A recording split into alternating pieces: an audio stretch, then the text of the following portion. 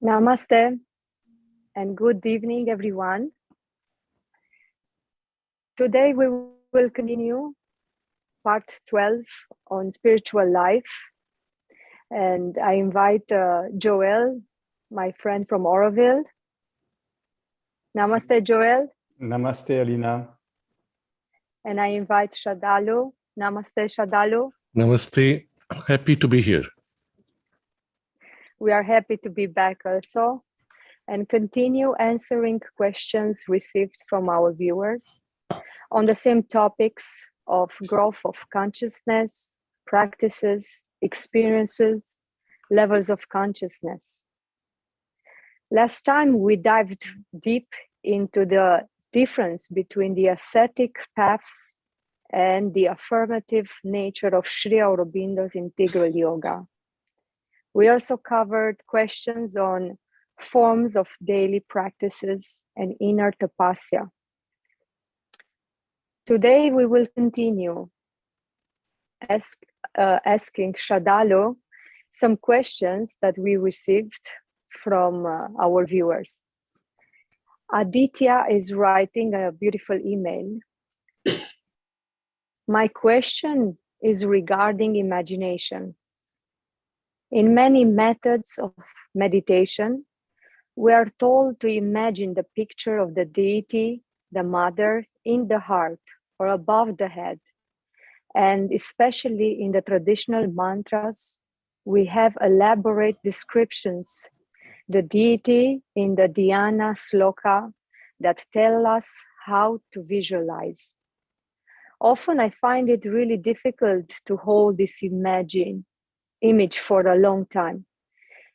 Is this a practice, a tool to develop concentration, or does it have a deeper spiritual significance?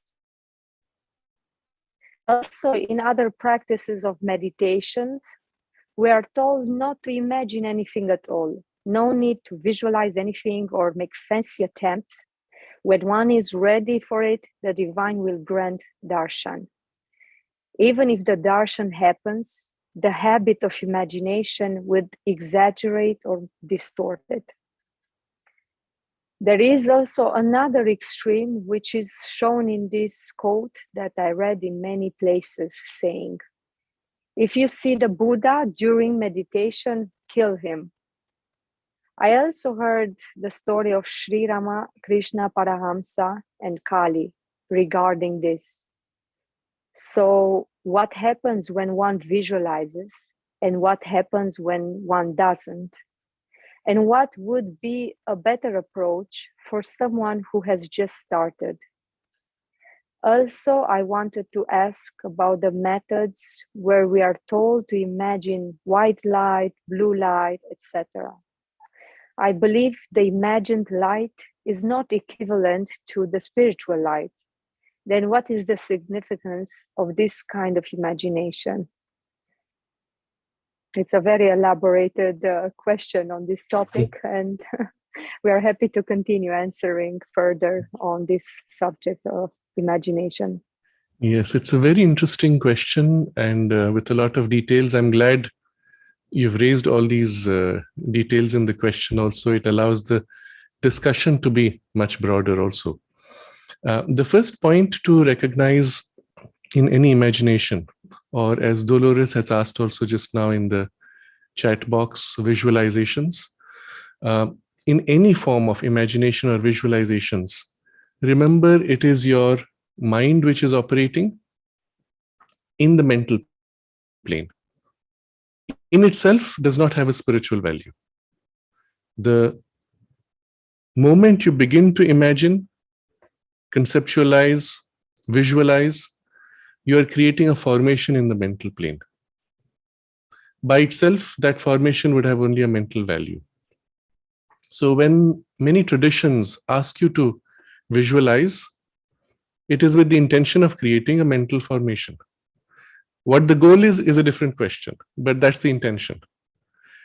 If you think about what people mean when they say have darshan, or the divine will reveal in a darshan, what's your spontaneous expectation? We had this discussion a few weeks ago about how we conceive of the Divine Mother. Automatically, you would have a human form. Let's say you want to have darshan of one of the deities that you worship. It will be in a human form, isn't it? If the skin color is wrong, you will have an issue. You will say, is that the one or is it someone else? The act of visualizing, of course, projects your own expectation, but also your expectation tends to translate an experience into the box or into the frame or the mold of mind in which you are receiving the experience. So, for example, if the divine revealed itself in an experience which is relatively more complete, but your receptive mold is shaped to receive a human form, then you would translate that experience into the human form. Now, this happens very often, especially in the subtler gradations of consciousness, even in our dream state, that the same experience is perceived differently by different people. Why? Because our receptive mold was different. So the whole question really is, what are you looking for? Do you just want to have an experience of a form that appeared before you? A lot of this actually translates to or relates to occult practices. Most of the occult literature is replete with practices like this, as well as limited experiences like this. I remember a friend of mine described how he started his life as an atheist in Tamil Nadu. And one day he decided that it was part of his mission to expose all these fake spiritual or ascetic teachers. And so he was on the border of Kerala. He joined a group of tantrics and began to participate in their life in order to be able to expose them. And he narrated fascinating experiences he had, which actually changed him finally and opened his own journey. But one of the experiences he said was they were all sitting in the forest, middle of the night, doing some ritual invocations. And he was warned by the others that at some point during the invocation, the deity will appear. But when she appears, you must be very careful not to look at her. Because if you look at her, then you will forget to ask the boon. So you look down. The moment she appears, you look down, and then she will ask you, what boon do you want? And then you have to say what you want. So he's sitting there, and at some point he said there was a beautiful perfume which began to grow in intensity. And then he saw, because he was looking down, he saw the feet of this deity which appears. And while everyone else began to look down and repeat their mantra, he looked up. He said, but I'm not interested in the boon. I'm interested in having this experience. So he looks at her and he says, it was such a beautiful thing. I was very happy and I forgot what I had to ask, but I was happy with that. Now, if you look at the nature of the experience itself, it's a human-shaped deity, perhaps ethereally beautiful, perhaps with a vibration which is beyond the human experience or conception. But end of the day, if the divine appeared in her cosmic aspect, it would not be reduced to a form like that, isn't it? And you would always be limited to this little box or window through which you would experience the divine. But this is our starting point of expectation. In this particular case, the deity was one of the vital beings, perhaps of the higher ranges of the vital worlds, extremely beautiful, bewitching perhaps, but not necessarily a spiritual experience. Even a spiritual being perhaps could appear in a form like that. Normally they will not, precisely because they can be imitated by any vital being. Normally they will not, but still could appear in principle. And you would still have that limited box experience. So in his case, since the whole exercise was a vital being, it was fine to see in human form. Vital beings being, by definition, in the domain of divided consciousness, even if they are large, even if they are overwhelmingly powerful or wonderful, well, you would have an overwhelming vital experience, but nevertheless a limited experience, not an essentially spiritual experience. So all this literature which we have of these kinds of experiences, they all relate to experiences like this. In such a case, yes, the visualization is greatly useful because you're creating in the mental world the body in which that deity can reveal itself to you. That's why the visualization is so important. You're creating a body and giving the body to that being. Think about what that means. In a way, the whole of the ritual exercise is to give a body in which the being can manifest. Now, depending on the kinds of beings you're trying to reach to or manifest, or the kind of manifestation you want to create, you have to provide other gradations of material, including in certain practices where they try to create a semi-physical materialization of a being, then you have to provide the material of those gradations. Just take a very simple example of a seance where you want a being to materialize and move objects, speak words, or touch people, or whatever it is, even lift a table. You have to provide the material, with the grade of material close to the physical matter. And often it is from the, I've mentioned before, the ectoplasmic substance of the medium itself. There again, the visualizing power is the mechanism by which you create the body, mental, vital, and then eventually a subtle physical body. So these practices have a profound rationale. The nature of the practice, though, is fundamentally limiting. You will be your mentalized body form meeting another mentalized limited form. What is the value of it? Yes, certainly it can be a beautiful experience. It can also be a terrifying experience. But what is the value of it in terms of your change of consciousness? My friend, for example, comes back with a beautiful image scene. Perhaps something touched him deeply, but that's about it. There's no fundamental change in your consciousness. You still remain in your finite, limited mental encasement with just one more interesting experience added. If you want to think of it from a spiritual point of view, or from an evolutionary point of view, what you need is an experience in which your consciousness fundamentally opens out to something greater than yourself. And the imprint of that greater consciousness remains in you, that you are fundamentally changed. The boundaries of your sense of I change. The quality of consciousness, substance of your mind, vital, physical, or some part of your consciousness becomes more refined, more elevated, or filled with a higher light, and so on. Something has to change in a permanent way, that your sense of I and your capacity of perception or expression has to have expanded. Otherwise, it has no spiritual or lasting value. It's just one more interesting experience to pass with. So for that purpose, the visualization,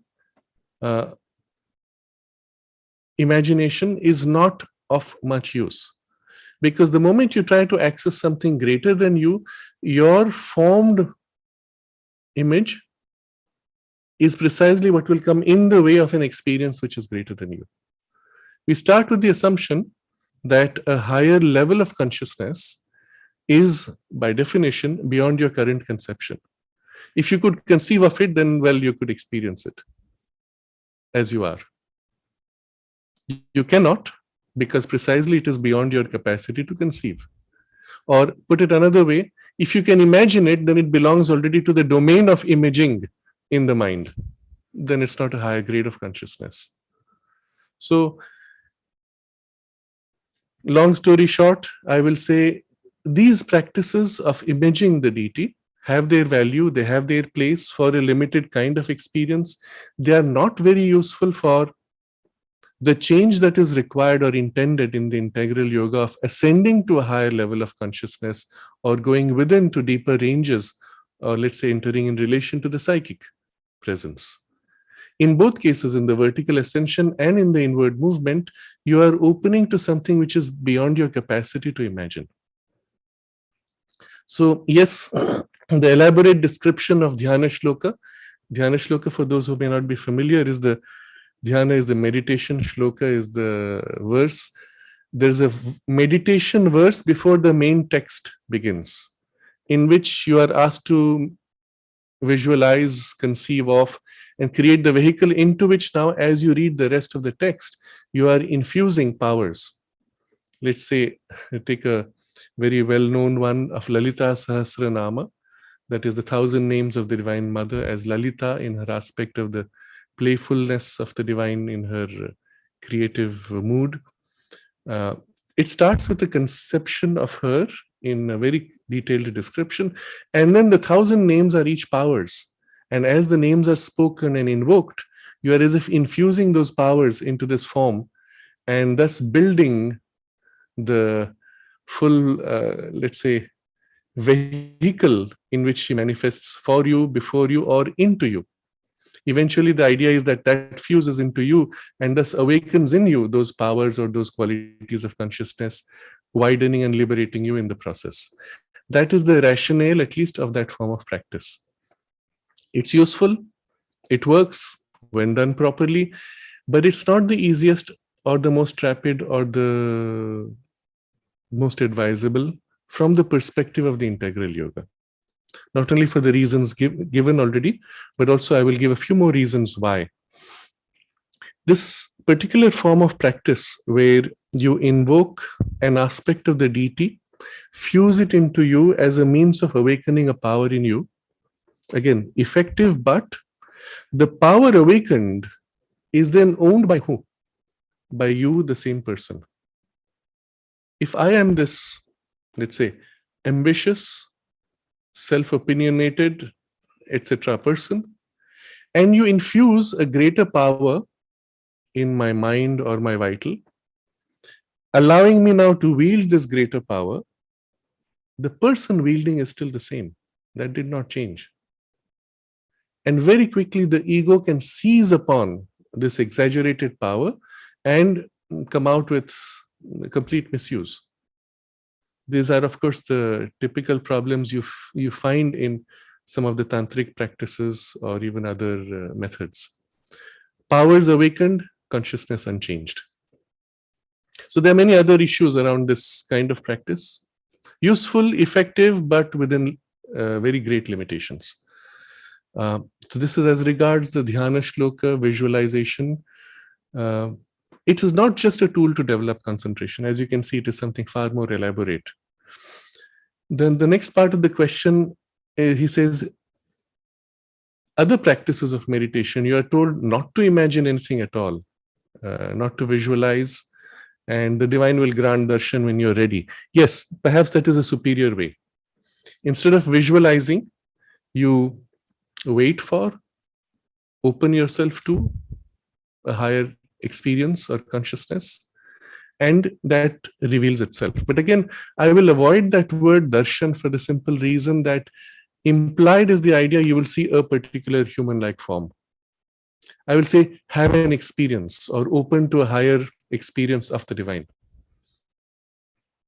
And so obviously, if you have the preconception of a darshan in a form, then mind will fill in. I remember the example given to me by somebody about a person who was in very deep practice. He was living in isolation for a long time, and it was known to that person. And he said that in his initial stage of practice, he was in intense seeking, and such intensity, the kind which is greatly valued in some of the bhakti traditions, of distress of emotions. And one day he said, if Lord, you do not reveal yourself to me, I'm going to commit suicide. It was not a threat, but it was literally a driven passion of the heart. The result was, well, he did have a darshan. And then what? The form of the darshan was, of course, the traditional image in which he knew the deity. And then what? He, of course, withdrew from life and lived in his same continued pattern. But I would still ask, what is the value of that darshan? Not the shape, but the presence felt behind the shape would be of value. And if you want to experience that presence in its totality, at some point you have to break through the shape that you have attached yourself to. And so that comes to the next part of the question, which is the extreme form in which in some of the Buddhist traditions, they will say, if you see the Buddha in meditation, well, break the form, dissolve it. Or Sri Ramakrishna Paramahansa was also asked to get beyond the form in which he saw Kali and to know that which is behind the form. Certainly, as an experience, cutting through limitations of form is a higher, superior experience. The problem, though, is in this particular exhortation where they say, get rid of all form, go into the formless. You are fixating on the formless form. It sounds strange when you say it, but you catch the experience. You're fixating on the form of the formlessness. That is, it has to be formless. Then only it is it. No, that's not true either. The divine transcends form, but transcendence does not mean, freedom does not mean that it is incapable of form. So transcendence and freedom from form means the divine can manifest in form equally while still being beyond form. And you need to know both. So the problem with most of these kinds of exhortations of practice is they tend to bind you.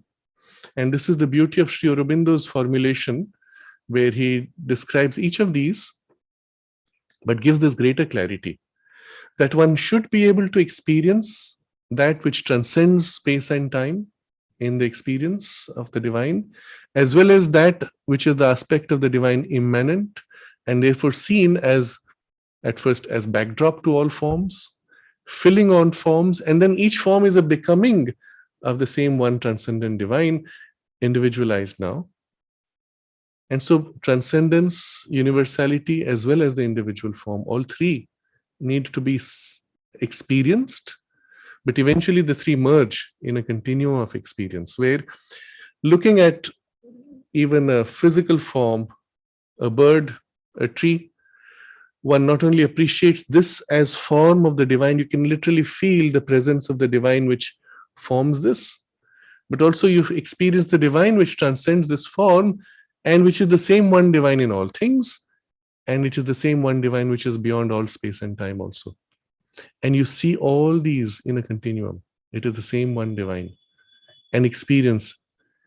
And increasingly, it even immerses in the contact of the senses. So such would be a more complete experience if one were to aim at something like this.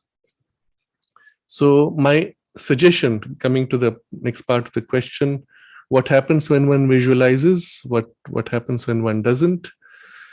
What would be a better approach for someone who has just started? So that's the tricky part. If you have just started, well, I will say do what is easiest for you.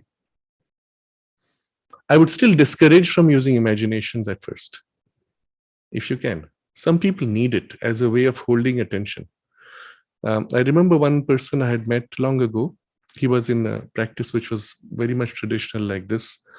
And it was with Lalita Sahasranama, the 1,000 names of the Divine Mother. And my natural thing was, when you conceive of the divine presence within you, it's an inward turn.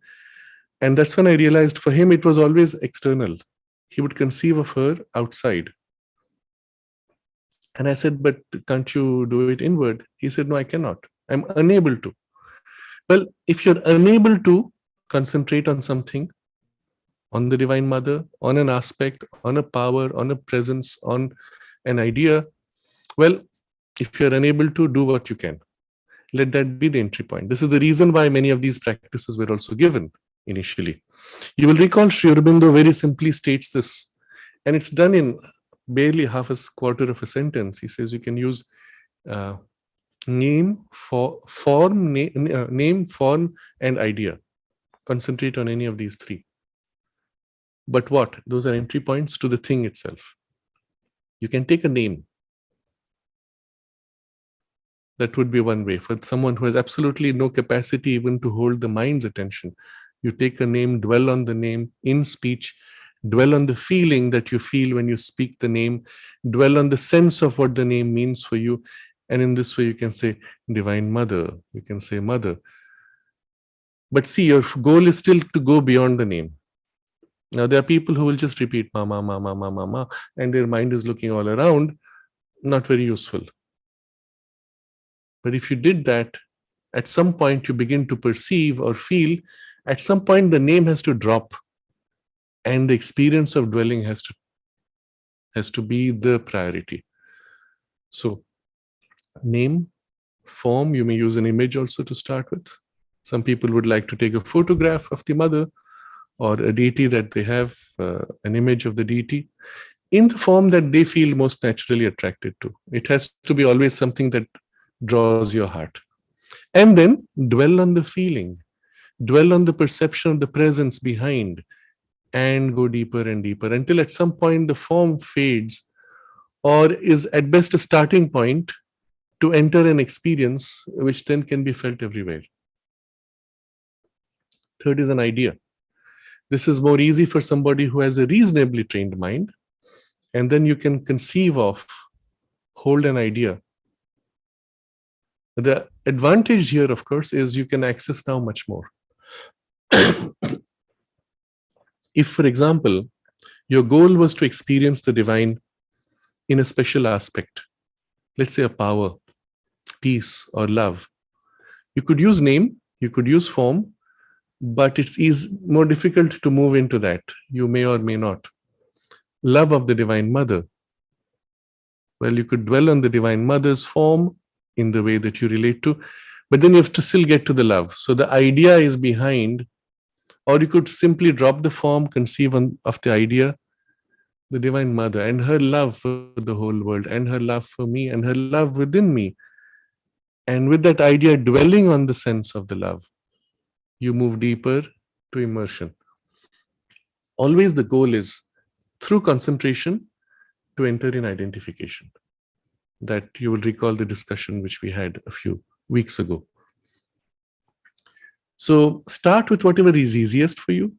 If you can, try to go as directly as possible to a direct relationship, or as close to the direct relationship as possible. If you feel the need for visualization, keep in mind that as your concentration grows, or as the contact with the presence grows, at some point let the form, the visual, begin to dissolve, so that you may go beyond the limits of that form. Something else happens, which is the reverse of this. You have an experience, and the experience evokes a form, or the experience comes in the manner of a form. And when that happens, you just accept it as it comes. You don't say, oh, I need to remove form. And that would be the idea. You see, the moment you're given an exhortation, if you see the Buddha, then you dissolve the form. No, if he does appear before you in form, well, appreciate it. Value it for what it reveals. But then dwell on his presence, not on the form in itself.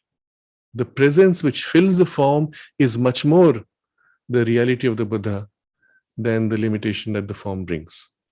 Or the form may be an aspect. The presence will lead you to the completeness of his experience, or whatever the aspect that you're dwelling upon. So when it does happen spontaneously, do not worry. Do not fight it. Rather appreciate, enjoy, but then allow the deepening of the experience. The last part of the question is about lights, colors, which you are asked to imagine. So again, depending on the method, you're asked to imagine various colors and ask yourself, what is the use of that? What does it actually do? These are all practices which properly would belong to the domain of the occult practices. Relevant if your goal is still an interaction on the mental, vital, or subtle physical planes. You can do a lot of interesting things with those kinds of colors. For example, if you're healing somebody physically or emotionally, or some intervention taking place, each color represents a different grade of vibration or quality of consciousness. Spontaneously, for example, if you visualize the color blue, seep yourself in the sense of blue, you'll find the sense of blue has a cooling quality, soothing quality, perhaps harmonizing quality. If you instead fill yourself or surround yourself or visualize red, bright, it has a power of heating or exciting or intensifying. Just the color. So your physical experience of colors is a representation in the physical domain of qualities which properly belong to higher gradations. So it's not so much the physical color which is important, but it is the quality of consciousness which the physical represents. There's another kind of experience here which can happen, that you feel the quality first, something intense, something building up, and then you perceive it as a color. And that's a much more true experience. Color, especially in the physical visualized form of the color, is a secondary or reduced registration of the experience itself. So as far as possible, I would encourage you to cultivate the ability to perceive the thing in itself directly and not reduce it to the physical sense of colors. Feel the vibe, feel the quality of the energy. Sometimes you don't have words for it. Doesn't matter. Get familiar with the experience in itself. So a lot of, in fact, I will say the bulk of the experience of the higher and inner planes is non-formal, that is not bound to forms, and does not have any direct physical equivalent. But if you're used to reducing things to physical forms and associations, you will tend to reduce all these experiences. This is unfortunately one of the biggest problems people have when they grow into certain very specialized traditions. The forms within those traditions are so defined that even when there is a higher experience, it tends to be reduced. Because you're part of that tradition, it tends to be reduced to the boxes associated with those traditions. So coming to the white light, blue light, yes, of course, they have a quality, they have a value. But it would be a major error to consider that all of them are the same. On every plane of consciousness, you can have all the colors. So if you, for example, were to conceive of blue light, the physical blue would have a physical effect, maybe secondarily on psychological levels by association within you.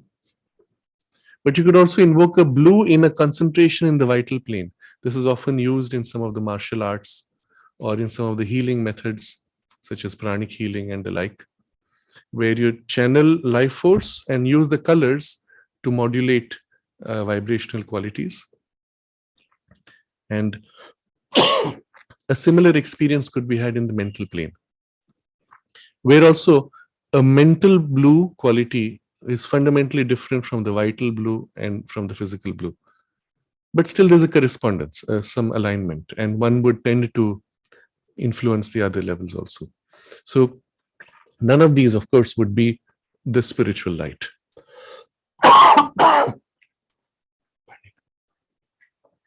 In the spiritual experience proper, also one can experience colors. And in the quality of light, for example, the white light, which is often spoken of as the light of the Divine Mother, the spiritual white is of a quality so fundamentally different as to be beyond your imagination in its whiteness. Sorry.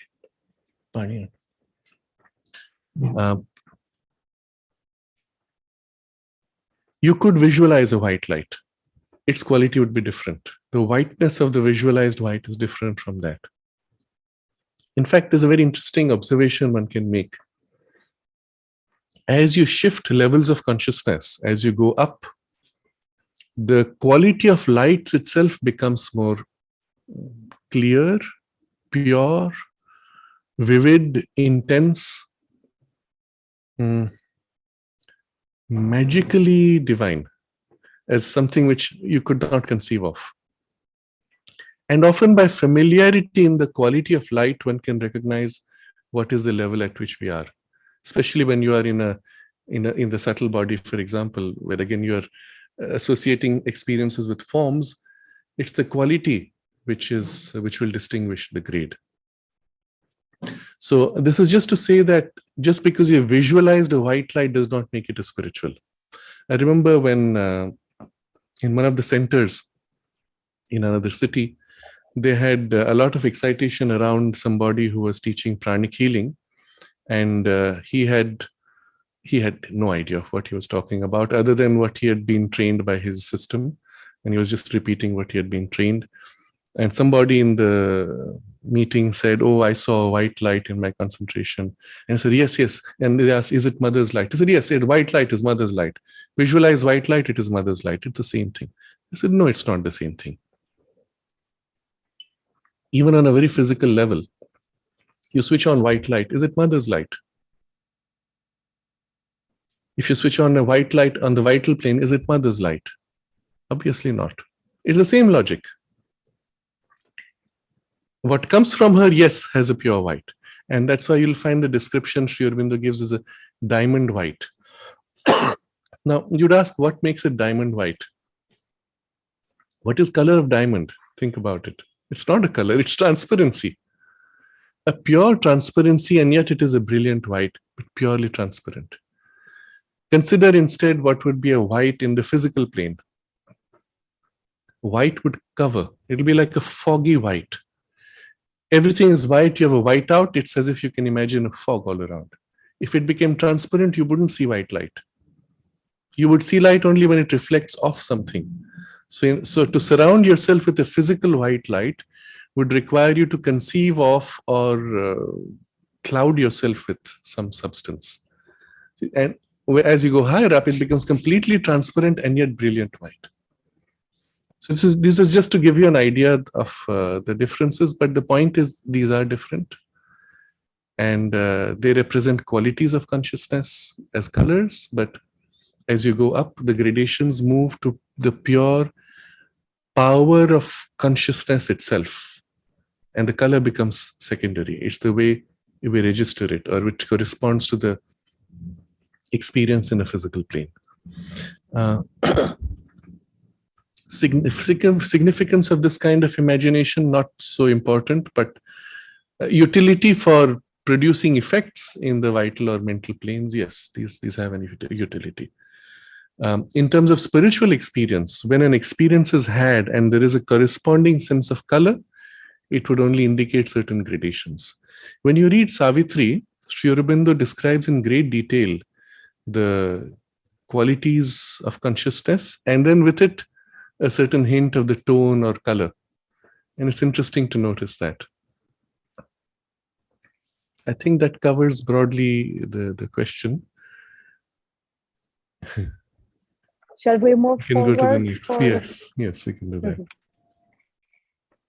So we have two questions from Trinetra and Vachaspati about techniques and methods. Trinetra is writing, in the videos, Evenings with Sraddhalu, part 25, what is yoga and what is not yoga, there was mention of methods taught by Sri Aurobindo. Can you please explain about the direct method taught by Sri Aurobindo and how to incorporate that method in common spiritual practices like puja, mantra, japa, etc.? Vachaspati is writing, can you please share with us some techniques, methods that you yourself have discovered or learned from Sri Aurobindo, Mother, MP Pandit, as Sri Aurobindo calls it, self-development? Can you please elaborate in it? Yes. So we have spoken earlier of a method which is more direct, not bound to techniques, not bound to processes. And that is what Sri Aurobindo recommends generally in the integral yoga as well as in his letters. And this phrase, direct method, I somehow had a recollection of having read it in Sri Aurobindo, but I could never find it later. So perhaps he has used the word direct, but not with method, but with something else. But the idea is this. The moment you, for example, repeat a name, Your goal through the name repetition is to concentrate on that which is behind the name. If you directly focus on that which is behind the name, then the name is superfluous. Same with the form. You can focus directly on an experience and enter it, recall it and enter it. That's all you need to do. You don't need any intermediate process. So a few observations around this before we proceed with how it is actually to be used. When Sri Aurobindo began the series of his articles that appeared in the Arya, it was a very interesting goal that he set. It is something which is, for those of you who have the time, I would highly recommend for you to read the issues or the articles in the Arya as he wrote them initially. And there's a certain, I will say, power, intensity, and a very practical rhythmic unfoldment of his energy as he leads you through things. He's at the same time writing 4 books, and you'll feel a connection across all 4. The aspiration on one side, and then he's writing in the Secret of the Veda about Agni, here the synthesis of yoga, as well as the Ishopanishad. And you'll see how they link with each other. And they awaken in you as if the whole aspiration and the turn and change step by step in each of the issues, one more step. But when he first wrote in the Arya, there is the objectives he writes. First object, a systematic study of the highest problems of existence. And you see this, of course, in the Life Divine, which also began at that point, but of course in the other 3 books. Later, 2 more were added, by the way. So he was writing 6 books at a time. The second goal, second objective, the formation of a vast synthesis of knowledge, harmonizing the diverse religious traditions of humanity, Occidental as well as Oriental. Its method will be that of a realism, at once rational and transcendental. A realism consisting in the unification of intellectual and scientific disciplines with those of intuitive experience. Very interesting. Realism which is rational and transcendental. So it's not going to be reductionist. It will exceed reasoning, but also present rationally that which transcends. But also he says, unification of intellectual, scientific, and intuitive. The thought and the scientific is much more material, direct experience of the material kind, and then the intuitive. And there's somewhere else in the Life Divine, he writes how there are 3 kinds of evidence. There's the direct evidence of I've experienced it. There's the logical evidence. If this is the case, there's a chain, this is inevitable, this is true. And there's the third, which is the intuitive. And in the intuitive experience, you are often more accurate than the other 2. For example, what is meant by intuitive experience? Do you know that you exist? Simple question. Answer, yes, of course. How do you know that you exist? I experience it. And this experience is not a physical experience. It is not a logical experience. It is an intuitive experience because you're one with what you experience. And if somebody says, yeah, but that's just a formation of your brain waves, giving you the illusion that you exist. So that's the logic which comes from the science, the physical science, and the logic of the physical science.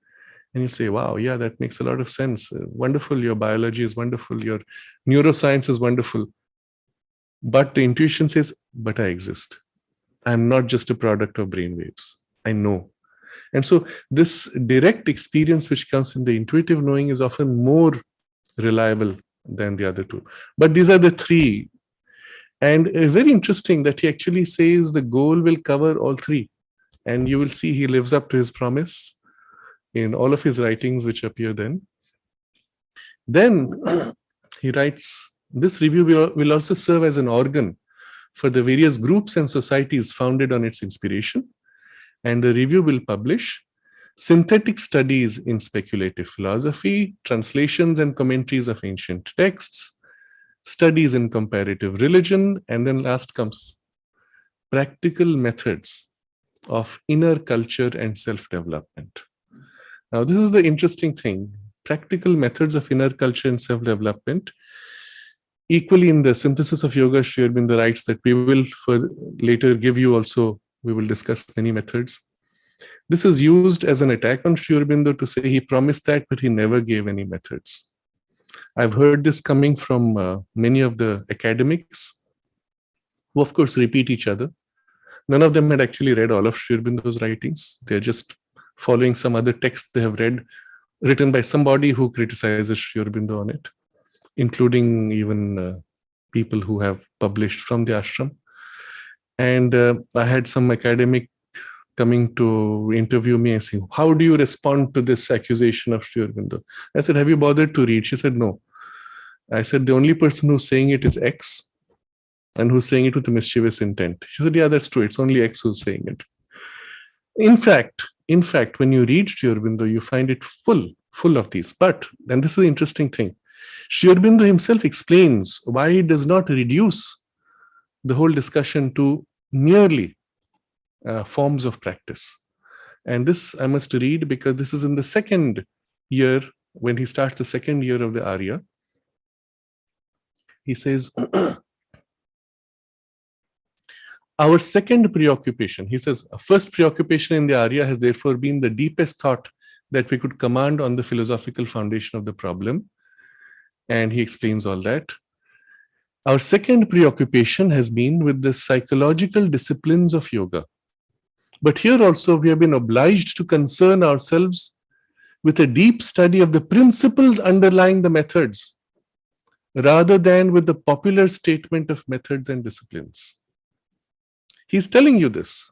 We've been obliged not to just give popular, here are so many methods from the various disciplines. No. We have gone to the disciplines, the principles behind those methods. And you tell me which is more valuable. If you gave you a list of 20 methods, oh, this is from this system, that is from that system, here's a method I've invented. You use the method, maybe you get a result. Someone says, yeah, but I get the same result with another method. Or I use the same method, I get a different result. What does it mean? How does it work? I don't know, but it's just a series of methods given. It has very little value. Instead, what he's giving you is deep study of the principles underlying the methods. Now, if you have that, you can create your own method. Once you've understood the principles behind the methods, you can not only create your own method, you can modify your method as it suits each individual need or situation. So, to continue with the text, we have been obliged to concern ourselves with a deep study of the principles underlying the methods, rather than with a popular statement of methods and disciplines. But without this previous study of principles, the statement of methods would have been unsound and not really helpful. If you have not understood the principles behind, then your methods will be on shaky grounds. And you can see why not helpful. And he says, there are no shortcuts to an integral perfection. So this is his own explanation 1 year down as he continued with the Arya. And of course, as you know, he continued, I think, in all 7 years. But this is to say that those who criticize, saying he has not given enough methods, are deliberately obfuscating. In reality, once you understand how he presents it, and I'll speak about this direct method shortly, you realize all of his writings are full of the methods. Not the form of technique, but the method behind and the principle behind. And in a series, when placed like this with a clear understanding, you read and either you begin already to flow into the experience, or you know exactly what you need to do to enter the experience. Because he's speaking on that level. So now we come to understanding this. How does a technique lead to an outcome? Why does repeating a name or a mantra give you a certain result? Tell me. Think about it. Somebody tells you, here's a Gayatri mantra. Repeat it so many times. I was once in the Indian Navy. We had gone for some training program. And because we spoke of things which were spiritual, it was a little new for the people. And then one of the commanders, he was a commander. Well, he was taking us around and he said, people here don't like to talk about it, but I've experienced it myself. And then he gave an example. He wanted a certain promotion and it was not happening. And so somebody had told him to do the Gayatri mantra. And he said, every day I chant it for 108 times, the Gayatri mantra. And in a very short time, I got my promotion. Somebody else does the same Gayatri mantra chanting 108 times to get money. Somebody else does it for somebody some relative who's sick to get healed. The exact same method, giving totally different results. If you're doing it to heal somebody and instead you get money or you get a promotion, you'll say, hey, that didn't work, isn't it? So what determined that the energy of 108 chants led to healing and not promotion or money or something else, or maybe a spiritual experience? So now when you think about it like this, you realize it's not the 108 and the Gayatri, but the direction my mind set, isn't it? Now, while I'm doing my 108 chants, let's say I'm going da-da-dum, da-da-dum, and I'm counting. So people normally use, it's interesting, each finger has, well, let's say 4 points. So you go 16. So it's an easy way without having too many beads. You count 16, one cycle is 16. And so you're busy going da-da-dum, da-da-dum, da-da-dum, da-da-dum, da-da-dum, da-da-dum. And then where's your mind? I'm thinking of the next thing I have to do, or my count. Oh, another, I have to go so many more. Or meanwhile, somebody is making some noise and I look. So why do I get that result? Because my mind was all over the place. Think about it. Most of us cannot hold attention, and yet we are getting that particular outcome. When did that outcome get decided? What held it while my mind was wandering doing the 108 of this Gayatri mantra? Oh, and by the way, in case you say that it is because of the particular nuance of the power of the sound itself magically, well, I will get you somebody who comes from a very different culture with a totally different accent, which is often the case in Europe. I find in many other languages, there's no difference between and a. So you say Maya or you say Maya, it's all Maya. So the meaning is totally different. Maya will be by me. I offer this, and it would be translated in the meaning as this is an illusion. A completely different meaning. So if you say it is the power of the sound, then by the way, you have made a complete mess of the meaning, and you should be getting chaotic results, right? Elephants appearing in midair or something. I'm joking, but the point is, it's not the pronunciation either. It's not the sound either. What is holding it? And where did the intention come while my mind was wandering? So think about this. It's a profound idea. Well before I start my 108 chant, I have this intense compulsion. I want this relative friend of mine to be healed, who is in great distress or in danger of life. I need this promotion. I need this money. I need this breakthrough in my spiritual experience. The intensity of your initial call or need is the one common feature in all this variation. If instead of having that intensity, you said, hey, let me try this. Let me have some fun. Let me do 108 chants every day. And okay, what would I like to have? Maybe I want to have such and such an outcome. Think about what that means. I want to have an outcome that maybe it should rain on after 10 days. Casually, just like that, for fun. And you do your 108. If your mind is wandering, I'm sure nothing much will happen. If you do it with persistent focus of intention, it has to rain on that 10th day, or it has to not rain, whatever it is the outcome. And you hold that focus while you're doing your 108, you will probably get that outcome. Probably, because it's not you only. There are many 20 other people who are doing their own chants for their own outcome, isn't it? Somebody has a wedding, they don't want to rain, whereas you want to rain, and you'll have a collision of powers on an occult level. This also happens. If you don't mind a bit of a digression, because it will be a fun, interesting experience. Some of our friends from the ashram school had once gone on a picnic in midsummer in the Nilgiri hills. And somehow that day, when it was supposed to be sunny, it was raining. So their picnic was ruined. And they sat down, waiting. There was no sign of the sun coming. Then somebody remembered, oh, by the way, mother has given us a mantra, which we were taught as children, to stop rain. Let's chant. Okay, they had nothing else to do. So they sat and chanted. And after a while, the rain stopped. And after a while, the cloud cleared. And there was bright sun. They enjoyed their picnic. On the way back, they asked in the local village, it is summertime, how is it that there was rain? And the villagers said, this morning we did a rain dance to call rain for our crops. Interesting idea.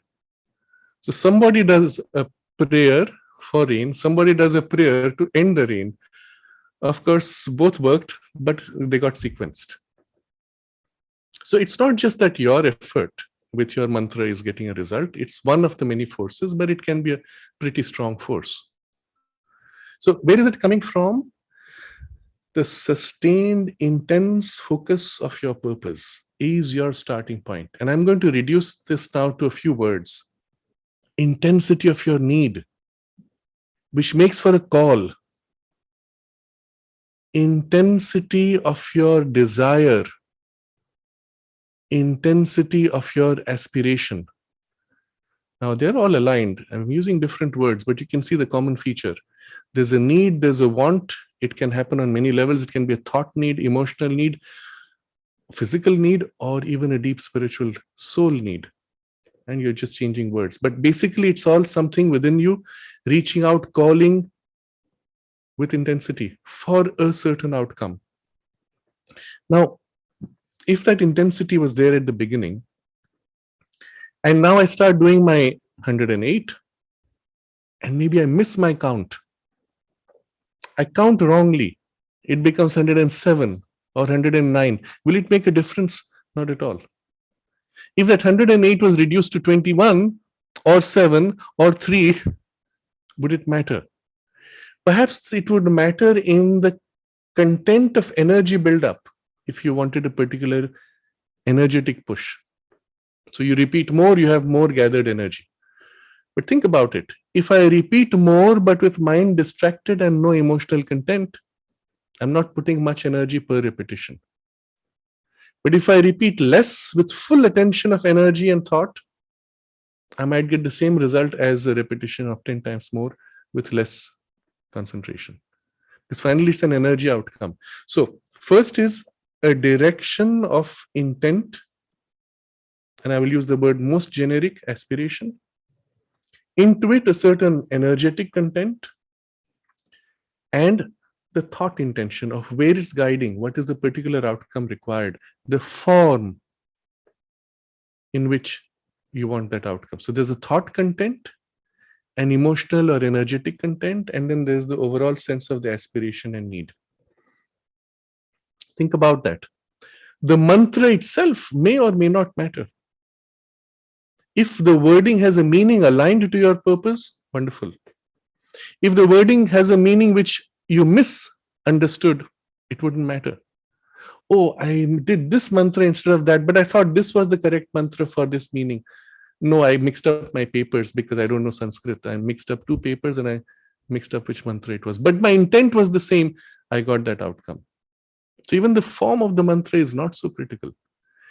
Though it can have a useful purpose to have the correct mantra if already in the mantra form an energy has been infused. Now, this is often done in certain spiritual traditions. At the time of initiation, the guru whispers in your ear a particular mantra. Now, it's a mantra known to everybody. You've read it many times. Others have spoken it before you. But when he gives it to you, you're told not to repeat it, because in repeating, you might lose the power. So what he's giving is not the mantra, but the power behind the mantra. Think about it. And when you repeat the mantra, it's like a switch activating that power. Now let's cut through that also. The mother gives you a blessing packet, or a rose, or a blessing of an energy. Now the energy fills you. You don't have a word. You remember her and it activates. You pick up the blessing packet, remember her, and it activates. So the physical form of the blessing packet is only a symbol of the energetic or spiritual content of the force given. Or the blessing on your body directly is the content of the force given, which is being activated by your call and your intent to activate the energy. Or you feel her energy and activate. Think about it. Discard all the forms. The goal of all this, going into this analysis, is deliberately remove the layers of phenomena to go to the core of the process. What makes it effective? And then we'll come to the direct method and we'll formulate it also.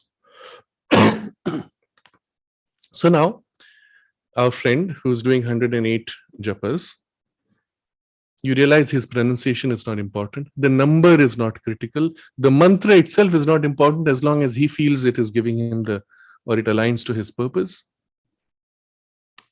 The intensity of his call, the form of thought or outcome that the mind gives, the energetic content that is infused in it. If you remember, there's a very interesting comment of the mother where she describes how to pray. And she says, ideally, the prayer has to rise from the psychic, from the soul. But it can come from the mind or emotions also, but ideally from the deepest. And then she says it has to rise on a crest of emotion and must have a clarity of thought, the form in which you want the outcome. That's when the prayer is most, pointedly result-oriented. You could, of course, make a very general prayer, what thou willest, and you make an offering. And then say, whatever comes, I accept, but I want you to intervene in this situation. That's the nature of the call. One could do that. But ideally, one would have these three components. Now, you see what's happening here. In the use of the mantra, all three components were there for its effectivity. And as I said, into this, you could have used the mantra given by the guru, which has already a certain energetic or spiritual content which you are activating to assist. It would only add a booster. Would be especially useful if there was a spiritual content required. So, discarding everything else, reducing to these three, what could you do? You sit down, feel the intensity of the aspiration, put the whole of yourself, your energy, your sense of purpose, your life direction, and with your mind, conceive of the outcome that you wish. And something is needed to fix it in matter. And that's it. It is released. This is at the core of the whole exercise. Now, the person can pronounce badly, he can speak loudly, softly. All those will make fine variations on qualitative things, but not fundamental change. So what made it effective were these three things. The mind form is specifically to an outcome. Life energy form is energizing, let's say, the thought form and the intensity of your call. Now, as long as you were in an occult action, you need these. If you want to go beyond mind into a spiritual experience, the mind form is not useful. In fact, it might interfere. But the sense of the idea, yes, an experience of the divine freedom, an experience of the self, an immersion in the knowledge, omniscience, or an experience of a consciousness liberated into the intuition or in the spiritual light or love, or just being close in mother's presence. The sense of the idea is as if a gateway giving a direction. The emotional content, not the excitation, that's not going to be useful. Again, that will cloud. Instead, a pure opening of the heart in a self-giving or love or devotion. Yes, that is useful. But centrally, it will be the call of the psychic aspiration. Yes, this is what I want. Now comes the part which makes it most effective. I want this, but I also want that, and that, and that. Oh, and I forgot, I also want the other. Now imagine if you did this with the mantra. Yes, I want my promotion, and I want the money, then I want my child to have his exam good results, and this. What happens? The energy fritters. You lose the focus. So the focusing of the intensity of purpose is, of course, essential, and all the more when it is a spiritual goal. So you turn to this experience, and at that moment, the power of concentration, which is, remember what Sri Aurobindo explains, the three things that concentration does. It can give you specific knowledge, it can give you specific capacities, it can lead to identification. And this is what we're aiming at. Identification in the experience. So at that point, concentration has to become total, all else has to be as if fade away, forget, and you are nothing except this one pointed focus. And at the moment where you forget yourself, you have the identification and the experience is had. Think about it now. What do you need to get to that? You don't need words, you don't need images, you don't need forms, you don't need rituals, no bells, no flowers, nothing. Where do you need to do it? Doesn't matter. How often? Not important. The state of focus, concentration, of aspiration, heart's self-giving perhaps with love and devotion, mind's turn to sense of purpose or direction, but not fixed in form, rather an entry point to open into experience. That's it. But a sustained concentration and a total concentration ideally. Now this whole thing, aspiration with an intention, you could describe with one word perhaps, either aspiration or will. But there's this other thing, when the mind turns, when the heart turns, or when the soul aspiration points to, what is it pointing to? How do you know what it is you're seeking? Think about it. Somebody tells you, I want to draw a stegosaurus. What's a stegosaurus? I don't know. It's one of those creatures from the dinosaur group. Do you think you could draw a stegosaurus? Unless you already knew what it is, you cannot know what it is. Isn't it? So when you speak of divine love, I want to experience the immersion in the mother's love. How can you conceive of something if you don't already know it? Unlike stegosaurus, or if I tell you in some other word, in a totally different language that you don't know, let's say in a Zulu language, I'm going to use the word for a particular animal and say, would you like to have that? You say, I don't even know what it is. But when you conceive of this, when you think of the Divine Mother and the divine love, or just the Divine Mother, how do you know who she is? How do you know what it is you're seeking? I know. So here's the interesting thing. And when it comes to spiritual experience, this is the key. Something within you already knows that which you're seeking, otherwise you would not be seeking it. I'm going to put it another way. In a very human experience, all of us as teenagers have dreamt of perfect love. Perhaps somebody, somewhere, I can experience true love, true self-giving. What's that like? You read Romeo and Juliet or some of these very beautiful stories of some kind of an ideal love, and it resonates. Something inside you recognizes. How did you know that? You never experienced it, and probably nobody in history has really experienced it fully. How did you know that? Something in you already knew what it could be like, but not in form, because you don't even know what, you cannot describe it, but yet you know what it's like, and you know that you'll recognize it when you find it. Think about what that means. That means something in you already knows it, but it is not bound to form. In other words, something in you knows it because it is already that in essence. Because the psychic presence within you is essential, pure love. You feel, conceive, imagine, sense, idealize some kind of love out there. And you know you will recognize it because it will resonate with something which you already knew. But that which you knew was not in form. So you don't know in what form it will appear. Think about it. And it's the same thing when it comes to the deeper spiritual experiences. When you feel the call, something in you knows, yes, it's possible. Something in you wants because it already is. And you know you will recognize it. You know you will only be satisfied when you have it. Why? Because you're already it in essence in some part. Now I will quickly come down to a vocabulary term, which I would have normally avoided, but your psychic being is already in essence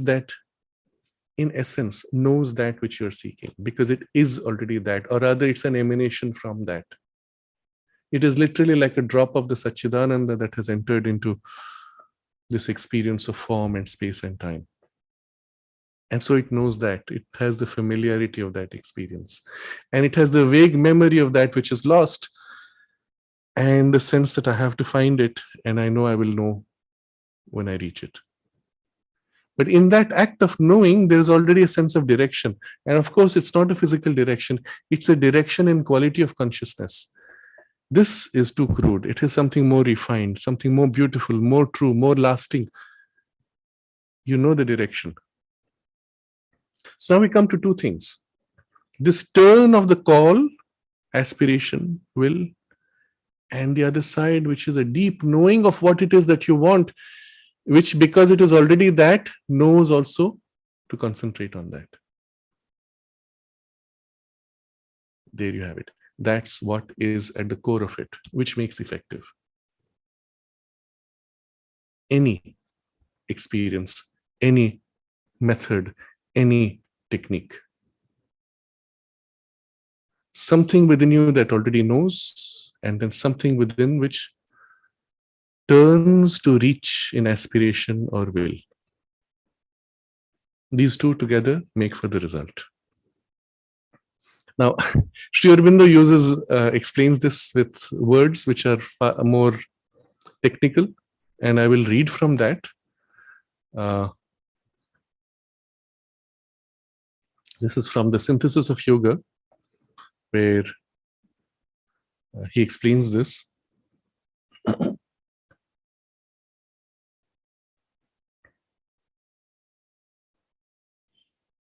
So this is from the Synthesis of Yoga, where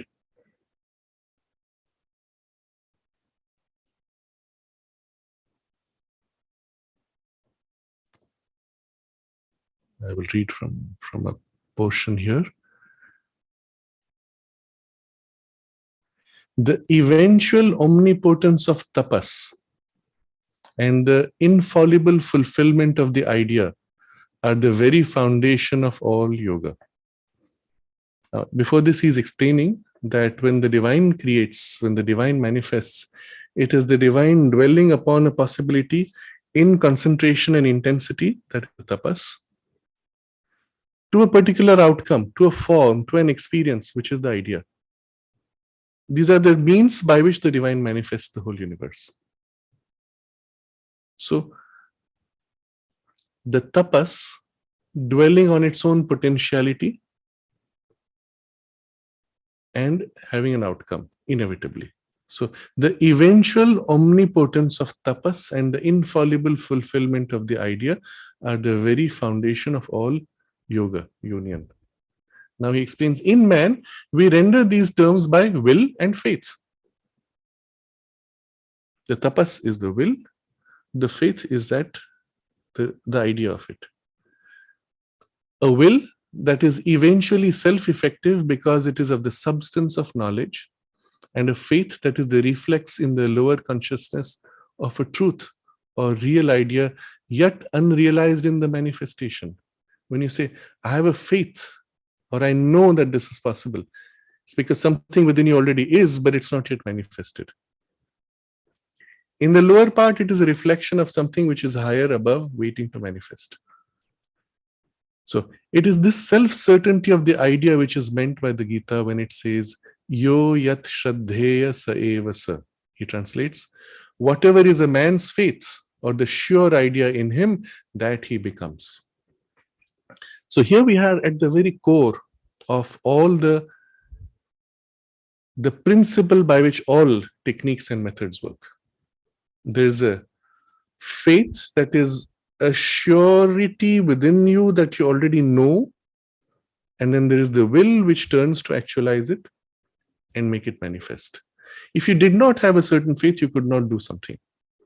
Put it another way, if you had to jump across a big gap, let's say you're going trekking and there's a crack on the path and everyone has to jump. If you look down, it's quite a deep fall. Try to jump. As long as you're thinking, I will fall, you cannot jump. As long as you feel, I cannot, I'm incapable of jumping, you cannot jump.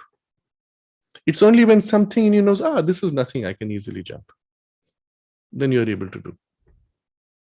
You already know before you can do.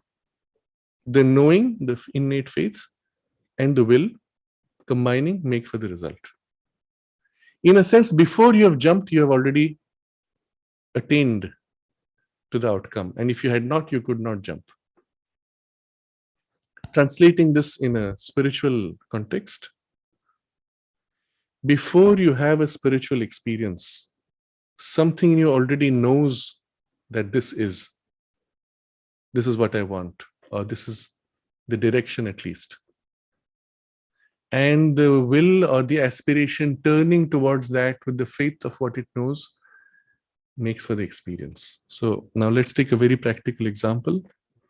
You want to experience the divine presence or the divine mother's love. And what do? You feel within you where you already know the divine presence or the divine love. Turn in that part which already knows what it is and then concentrate in the immersion in it. And when all else fades away and only that remains, we touch the experience. It's at the core of it. Translate this into a method. You can make 10 different methods. I will use words, I will use images, I will use technique, physical movements, through dance, through song, through gymnastics. Into each of those methods, I can do 10 different techniques. If you're part of a system, then already this particular core experience has been associated with the technique, so the technique works for you. In a different system, that technique is associated with a different faith, so it gives you that resulting outcome. But what will make effective will still be the combination of these two. If you start with the doubt, is it going to work? Am I going to be able to do? Okay, let me try. I will repeat 20 times. No, it doesn't work. But if now the faith is strong, and especially now add a dimension of the mystery. The teacher tells you, this mantra I am revealing only to you. Nobody else knows it. If you repeat this in a sustained way, you will have this experience. Now, the conviction that he has, he transmits to you. When he speaks those words, you feel, yes, it's going to happen. You've experienced a transmission of faith. Now, when you repeat those words, irrespective of whether you understand what they are, well, you will get that result. That's the transmission that has taken place. Think about it. When you are with somebody, well, let's say when you're sick, I am not going to get well, I am incapable. Somebody else comes and says, you can do it. You are so capable. And perhaps they distract your mind or remind you of something. Yes, of course I can do it. Of course I will get well. The moment that conviction hits the faith, is awakened, you feel the shift taking place. Already you start feeling better, or you're able to now do the thing. So you will find Sri Aurobindo gives a great importance to this. They will develop this idea further in the next session. But for now, I'm going to pause just with this key principle that you will dwell upon. When you have a faith that something is possible and not a belief which is a mental construction, but a deep innate knowing, you are able to do it and it becomes true for you. But when you don't have that faith, or you have a negative faith, I know this is impossible, then, well, you are actualizing the impossibility of it. Think about it. And this innate faith can be in many parts, and it can be different in parts. In my mind, I know it's possible. But my body, unless I take this medicine, I will not get well. I know it. So and so doctor alone has to come. Or as little children, you go to your mom and say, please do your magic which you do, and then I will get well. And you actually feel the benefit of it. Because in the body is this conviction. If I drink that particular thing which I'm associated with having a cold in my childhood, I know I will get well. That's the body's faith. So there are faith in many levels in different parts, and sometimes they collide. My mind's faith, yes, I know the divine can heal me. My body's faith, oh, what is divine? I don't know. I need that medicine. They collide. So in the Sanskrit vocabulary, it will be Shraddha and Ashraddha, the negative faith, and they collide. In the spiritual journey, this happens all the time. Certain experiences begin to unfold, and then the doubt comes. What if? Or is this really so? And the experience begins to fade. But on the other hand, if we dwell, yes, yes, yes, you build rapidly. And then the will or the aspiration. Now, there's a key component in this, which makes for the union. So you have a faith, this experience, this knowledge, I know. But the component which makes the breakthrough or the completion is when you have total immersion and all else is forgotten. As long as there's a counter faith or a negative faith or a doubt or layers, it prevents you. The concentration is what cuts through to make for the union. But this movement of joining with the goal can be done in two ways. It can be done by trying to reach out and seize, which you can do for lower things, but you can't for higher things because, well, you can't seize. You don't have hands which can reach into the higher levels of consciousness. Your thought cannot go into the higher ranges. What you can do is open yourself to that which you know and allow it to fill you. And this becomes critical in the spiritual movement, not in the other actions. Vital, mental, vital, physical, you don't need this. But for the spiritual movement of opening to something higher or deeper, which is beyond your capacity, the opening to give and the allowing to fill is the only way by which you can experience the oneness with it. You concentrate, that only keeps the focus, makes possible the opening. But until you open and give, that cannot fill and join. So comes the principle of conscious self-giving surrender.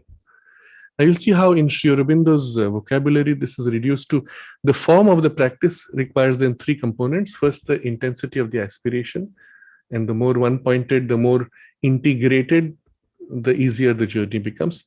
The second step is the rejection. All things which are contrary to that Shraddha, the Ashraddha and the negations and the distortions, you begin to remove. And then the third movement is the self-giving, which allows for that which is greater than you to fill you and make for the identification. So you see, the key tools within you are your faith and will or aspiration. But the method itself is directing the aspiration with a rejection of the contrary faiths in a movement of self-giving and opening in surrender. This movement of opening is key to the integral yoga. You can reach out and try to grab, but you will always reduce to your capacity to hold. Even if you gain something greater, momentarily it will be cut and partial. Because of the very nature of the act of grabbing. You cannot grab with finite hands that which is infinite. Impossible. You'll only catch a finite piece of it, an aspect of it. But when you open and give yourself, that's when the infinite can fill you and dissolve your boundaries and give you the full experience of identity of infinite. So this movement of opening and self-giving is critical. And this movement of opening particularly is the easiest way to attain to that result. I remember once I had met somebody from a very different tradition where they would teach you go to a sacred place and then you suck energy as if you suck the consciousness and fill yourself. And I saw them doing that and I felt very uncomfortable. So once I went to the Samadhi and I said, okay, what's it like to do that? And I tried to do that and it felt so weird. And all I did was to bind myself in my littleness. I said, this is not right. And then I just let go and opened up and you are filled with the presence. Far more than you could ever. I said, yes, this is right. This feels good. The natural relationship of the psychic being is to open and give itself to the Divine Mother. That's the natural path. And it is this way, broadly what we have described, is the way that Sri Aurobindo has called the sunlit path. So the direct method is the principal means in the integral yoga. You may, of course, utilize methods and techniques which are derived from this. But if you are not conscious of these, well, that doesn't matter. If you're conscious of this, you don't need them. You can go directly from one experience to the next and build in this way. And now when you read Sri Aurobindo, you will see he describes this experience to this, and these are the variations. And the whole path is actually given using the direct method. So I'm going to pause here. Think about this and allow this to assimilate, to sink in. If you like, review these discussions of the last few sessions, because these are extremely important. If you have not already made the correction, which we discussed last time, of the shift of an affirmative spirituality, life embracing, that seeks to find or manifest the divine in the world, not withdraw from it, that there is a fulfillment of the divine Satchidananda here to be manifested, to be realized, and of course in the totality, then all of these things perhaps become secondary. And perhaps the methods are very simple to get out. But here, when you take this approach, well, everything else changes. Review some of these discussions. They are very important, because after this, as we move to specific experiences and the means to concentrate and develop those experiences, then it will be much more easy if already there has been a readiness and preparation in this way. So this is broadly what I had to say about in response to the question, the mention of the direct method. And then, of course, the questioner had asked how to incorporate them in common spiritual practices like puja, mantra, japa, etc. I would say don't bother. If you can do it directly, do the direct experience. If you need to, if you still want to do those rituals, yes, focus on the content, the core content, which will fill the ritual with meaning. And perhaps you won't need to do so many times. And focus not on numbers, but on the quality of experience that is done through the ritual. You may offer a single flower, but with full concentration, and it will have this juice of the experience and the deep meaning. You may repeat a mantra or a name, but with full concentration and dwelling in love, in devotion, in opening and self-giving, and you'll have a very different kind of experience. And it's very quickly the form of the mantra or the name will dissolve and the immersion in the experience will take place. So, well, yes, this is what we have learned from Sri Aurobindo and the Mother. And there are other things which I will share as we go along, which also will develop this capacity and the nuances of the practices. I think this is broad enough as a first entry. It was a very complex session, and we are looking forward to continue on this subject of practices. Thank you very much. Yes, and perhaps we can use this occasion to concentrate and especially to assimilate the things we have dwelt upon.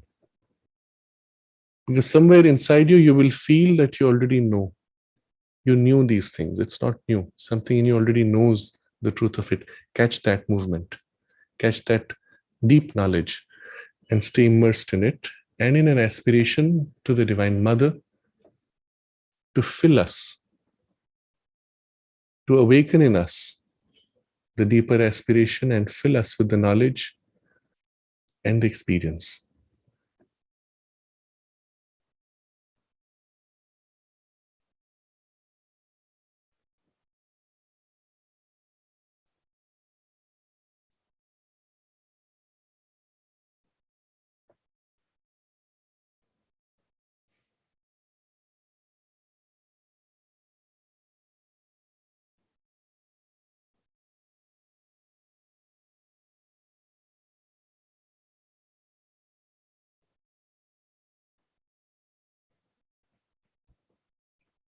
Thank you.